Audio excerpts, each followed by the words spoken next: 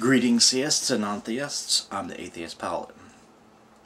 A lot of people have misunderstandings about what socialism is, about what capitalism is, and they seem to ignore what fascism or corporatism is.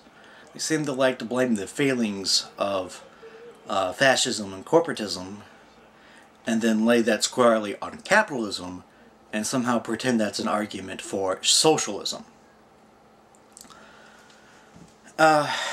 If we actually describe what each political theory does and how it actually works, I think a lot of misunderstandings can be cleared up and we can actually make better rational decisions about what we should do. One of the first things is people seem to think that what socialism is basically anything that is provided by the government. Any service, any, basically, if the government does it, that's socialism. And frankly, I think that's ridiculous.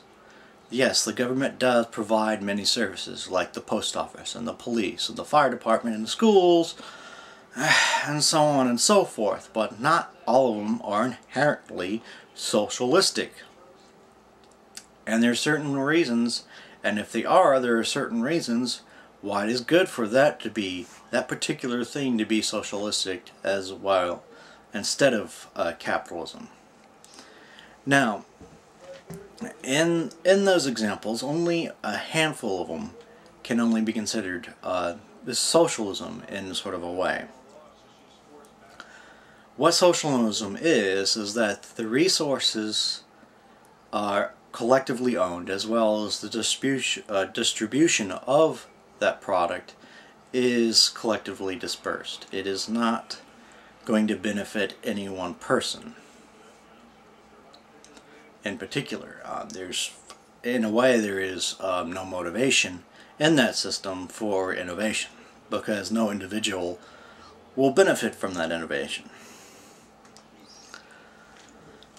And that's at the heart what socialism is. It is a collectively owned and distributed way of certain products. It is an economic theory more than it is a political philosophy. And so, as a result, the post office is not socialist. Because why? Because why? We got UPS and FedEx.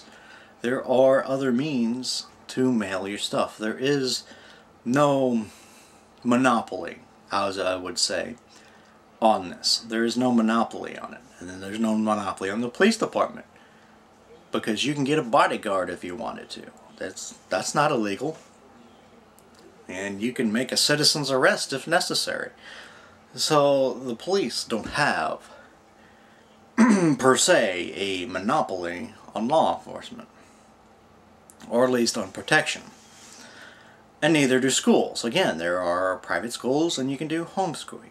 So again, that's not socialistic. So the only thing that I can think of that it really is socialistic is the fire department.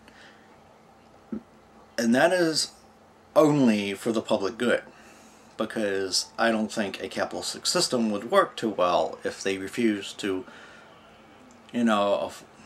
save someone's house, and then that next house caught on fire, and they were their customer. So what trouble did that save them by refusing that? It is for the public good. That's why it is done. Could healthcare be done in the same way? Maybe, maybe not.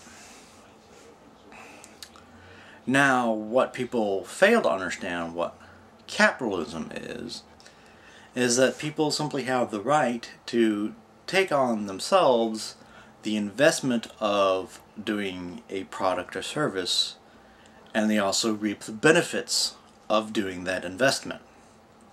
And that's what capitalism is. But to somehow think that it's somehow capitalism's fault for there being monopolies. Monopolies cannot exist in a true capitalistic system. Monopolies can only exist with the help of a government enforcement. And that's where I think people make a lot of mistakes. For example, they say, well, the healthcare industry, many of the insurance companies have monopolies. But if you look at it, a lot of health insurance companies can't get in certain states because of certain regulations made by the states. So the states are determining what you can buy as far as health insurance. And so as a result, with only a handful of certain types of health insurance companies in each state, they will have virtual monopolies as guarded by the state. This is fascism on a state level. This is corporatism on a state level. And this is why the healthcare industry is failing.